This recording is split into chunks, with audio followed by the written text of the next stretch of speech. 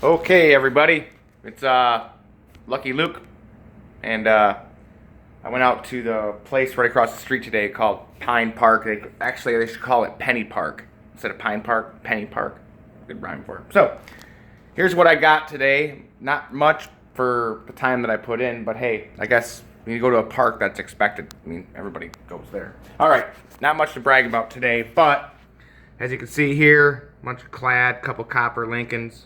And then a couple clad quarter. Oldest coin of the day I think was 1976 was a dime. Then a 1995 coin. One thing that's really interesting is this. I mean, this was underneath a bleacher, and if you look at it good enough, it looks like it says Passport. But then you think about the school that I live in, the school district, it's Fruitport. At first, I didn't think nothing of it, but when I put two and two together, it's Fruitport Trojans. I thought it said Passport, but I guess they had some kind of keychain back in the day. I don't know where the rest of it went, which is kind of interesting, and maybe I chopped it up with a shovel. Actually, no, I didn't hit it with a shovel. Anyways, if anybody knows what that is, looks like it's old, but anyways, Fruitport Trojans is what that is. Some kind of ID. And then the next thing was Maxwell House. I don't know what this is. I've never seen this before, but it looks like it's like a piece of a button. I don't know how that would get in a park, but maybe they sold Maxwell House and they dropped a coffee maker and it fell off. The next thing is a copper. You know, this is pretty old.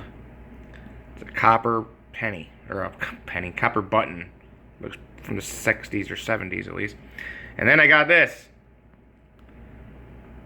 Swing for the, there you go, that's for you.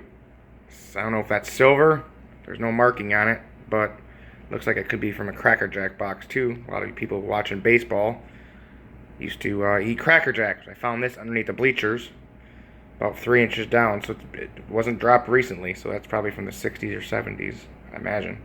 It's got a design on it, so I don't think it's Cracker Jack. I'm thinking it might be silver, because there was no rust on it, and if it was not silver, wouldn't it rust? Or if it's nickel, maybe if it's... So, that came up as an 88, so I don't know. Either way. But, not a bad day. My son's 58 cents richer. That will go into my son Landon's piggy bank. Speaking of that, I want to give a shout out to my son. Love you, buddy. Have a good, hope you're, glad you had a good weekend with Grandma and Grandpa. Love you. Be good this week. Bye. And I'll see you guys on the next one. Hopefully one of these days I'll get a gold ring.